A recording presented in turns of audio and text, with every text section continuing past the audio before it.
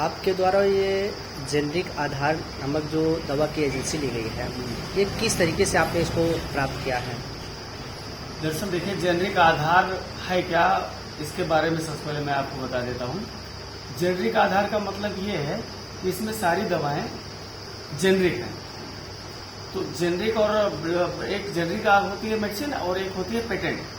तो patent medicine का मतलब ये हुआ कि किसी कंपनी का एक अधिकार, और जेनरिक कंपनी का मतलब ये होता है कि इसमें गवर्नमेंट का अधिकार है, इसका रेट एकदम नॉर्मल कम से कम रेट, और दवा की क्वालिटी और जो उसकी मात्रा होती है उसमें कोई अंतर नहीं होता है।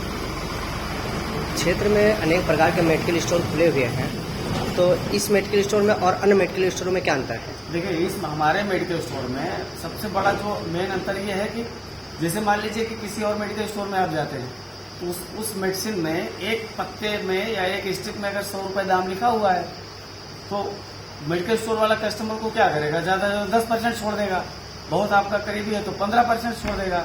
लेकिन मेरे यहाँ 50% से लेकर के 80% तक ग्राहकों को बचत हो जाता है दवा में, और जबकि दवा वही है जो उसके यहाँ है वही मेरे यहाँ है।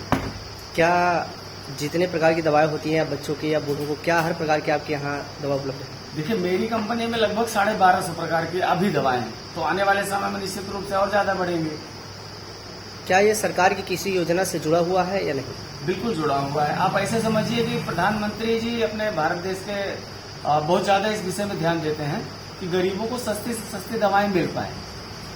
होता क्या था कि अभी तक मनमानी तरह से तमाम सारी कंपनियां पेशेंट को लूट रही थी, तो इनका प्रधानमंत्री जी का निगाह गया इस क्षेत्र में। तो इन्होंने क्या किया कि एक जेनरिक दवाओं का पूरा विस्तार बनाया, और तमाम सारे आप जाइए शहरों में खुला हुआ है प्रधानमंत्री जन औषधि केंद्र करके।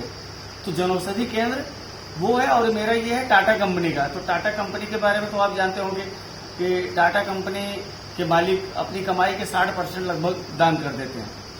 तो जो वो अपना दान करते हैं, तो एक तरीके से समझ लीजिए कि वो इसीलिए दवा छूट पे दे रहे हैं कि सस्ते दर पर दवा कस्टमर को मिल जाएगा। आपने ये क्षेत्र में जो मेडिकल की जो एजेंसी ली है, आपका मुख्य उद्देश्य क्या है?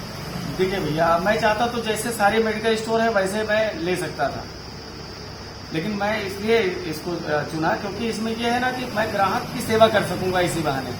जैसे मान लीजिए कि दवा तमाम ऐसे मरीज हैं जिनका, जैसे डायबिटिक पेशेंट हो गए, शुगर पेशेंट हो गए, तमाम सारे वृद्ध लोग हो गए। अब उनकी महीने की दवाएं अगर चलती